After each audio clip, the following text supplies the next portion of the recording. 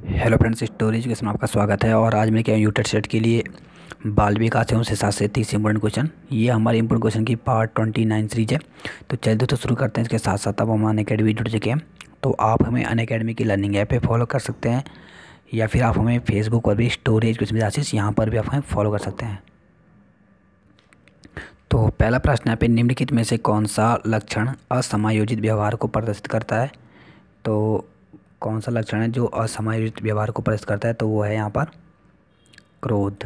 Next question यहाँ पर, व्यक्तित्व परीक्षण का कौन सा तरीका स्ववितरण से संबंधित है?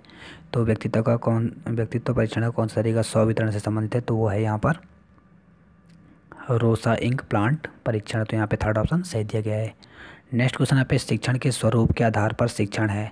तो शिक्षण के स्वरूप के आधार पर जो शिक्षण है वो है यहाँ पर निदात्मक शिक्षण। तो यहाँ पे सेकंड ऑप्शन सही दिया गया है। नेक्स्ट क्वेश्चन यहाँ पे, ब्रिजेज के अनुसार बच्चे में क्रोध का संवेग प्रथम बार कब उत्पन्न होता है? तो ब्रिजेज के अनुसार जो बच्चे में क्रोध का संवेग का जो प्रथम बार जो उत्पन्न होता है वो होता है यहाँ पर 6 महीने की आयु में। नेक्स्ट यहाँ पे, ऑलपर्ट के अनुसार व्यक्ति के शील गुण किन 3 स्तरों के हैं? तो ऑलपर्ट के अनुसार जो व्यक्ति के शील गुण हैं ये प्राथमिक, गौण तथा केंद्रीय हैं। नेक्स्ट यहाँ पे, कक्ष में शिक्षण से संबंधित सबसे प्रभावी तत्व हो सकता है। तो सबसे जो प्रभावी तत्व हो सकता है वो है बालकों की विषय में रुचि। नेक्स्ट है यहाँ पे, बालकों में अभिप्रेरणा के संबंध में निम्न में से कौन सा कथन सत्य नहीं है? तो कौन सा यहाँ पे कथन सत्य नहीं है? तो वो है कि यह व्यक्ति के लक्ष्य तक पहुँचने के लिए मजबूर करती है। तो यहाँ पर सत्य नहीं है। निम्न में से क्या शिक्षा का एक यथार्थवादी लक्ष्य है? तो क्या शिक्षा का यथार्थवादी लक्ष्य है? तो वह है चरित्र का निर्माण। नेक्स्ट क्वेश्चन है यहाँ पे, कमज़ोर बालकों के शैक्षिक स्तर को आप कैसे ऊपर उठाएंगे?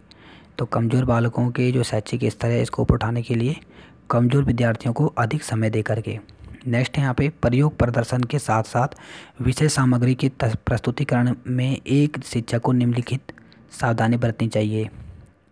तो कौन सी बरतनी चाहिए? तो ये कि दृष्टांतों का पर्याप्त प्रयोग करे, उचित प्रश्नों की प्रस्तुति करे और स्पष्ट उच्चारण एवं भाषा प्रभाव करे। तो उपरोक्त जो सभी दिया गया वो सही है। नेक्स्ट यहाँ पे, प्राथमिक स्तर पर पाठ्यक्रम का झुकाव किस ओर होना चाहिए? तो प्राथमिक स्तर पर जो पाठ्यक्रम है इसका जो झुकाव होना चाहिए ये बाल अभिवृद्धि के समस्त पक्षों की ओर होना चाहिए। नेक्स्ट यहाँ पे, शिक्षण की निम्नलिखित तकनीकों में से किसमें मूल प्राकृतिक अभिप्रेरणा का गुण निहित है? तो किसमें है? तो वो है यहाँ पर छात्रों की अन्योन्य क्रिया से। तो यहाँ पे सेकंड ऑप्शन सही दिया गया है। नेक्स्ट है, कक्षा के शिक्षण के दौरान प्रश्न उत्तर विधि है। तो कक्षा शिक्षण के दौरान जो प्रश्न उत्तर जो विधि होती है वो देख अध्यापक को पता लगता है इससे कि छात्र पाठ को कितना समझ रहे हैं, और छात्रों में भी आत्मविश्वास पैदा होता है और छात्रों को अपनी बात ठीक ढंग से पूछने का प्रशिक्षण मिलता है। तो यहाँ पे सभी के सभी ऑप्शन सही दिए गए हैं। नेक्स्ट यहाँ पे, निम्नलिखित में से कौन सा कथन संप्रेषक के लिए सही नहीं है? तो कौन सा है वो? तो वो है यहाँ पे कि एक अच्छा संप्रेषक एक अच्छा शिक्षक नहीं हो सकता। तो यहाँ पर सही नहीं दिया गया है। नेक्स्ट यहाँ पे, बाल केंद्रित शिक्षण विधि का उद्देश्य निहित है। तो बाल केंद्रित जो शिक्षण का जो उद्देश्य निहित होता है वो होता है कि छात्रों में मुक्त ढंग से सीखने की योग्यता का विकास करना, छात्रों में स्वतंत्र कौशलों का विकास करना और छात्रों में आत्मनिर्भर का विकास करना। तो यहाँ पे सभी के सभी सही दिया गया है। नेक्स्ट यहाँ पे, शिक्षण में पाठ्यक्रम संबंधी क्रियाओं का प्रयोग क्यों किया जाता है? तो शिक्षण में पाठ्यक्रम संबंधी जो क्रियाएँ होते हैं इसका प्रयोग इसलिए किया जाता है ताकि क्या हो कि शिक्षण जो है वो रोचक हो, सुखदायी हो और प्रभावशाली बनाने के लिए। नेक्स्ट यहाँ पे, निम्नलिखित में से वह विधि जिसके द्वारा कक्षा में छात्रों को अभिप्रेरित किया जाता है?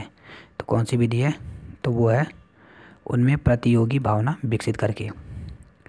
नेक्स्ट यहाँ पे, बालकों के विकास में शैक्षिक निर्देशन का महत्व है। तो बालकों के विकास में शैक्षिक निर्देशन का महत्व है कि शैक्षिक समस्याओं का परिहार करने में। निम्न में से कौन सा बालक शारीरिक रूप से भिन्न है? तो कौन सा बालक शारीरिक रूप से भिन्न है? तो वह है श्रवण शक्ति युक्त बालक, दृष्टि क्षति युक्त बालक, या फिर यहाँ पे देखिए अपंग बालक। तो ये सभी के सभी जो बालक होते हैं इस प्रकार के बालक को शारीरिक रूप से भिन्न कहा जाता है। तो ये सभी यहाँ पर सही दिया गया है। नेक्स्ट यहाँ पे, यदि कक्षा शिक्षण के दौरान कक्षा के छात्र सकारात्मक प्रतिक्रिया नहीं करते तो इसका कारण हो सकता है। तो इसका कारण क्या हो सकता है?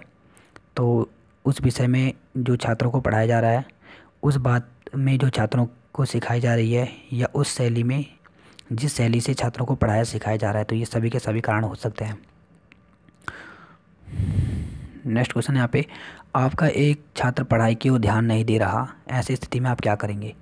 तो ऐसी स्थिति में आप पढ़ाते समय उससे प्रश्न पूछते रहेंगे ताकि उसका ध्यान पढ़ाई में लगा रहे। नेक्स्ट यहाँ पे समावेशी शिक्षा का संबंध है।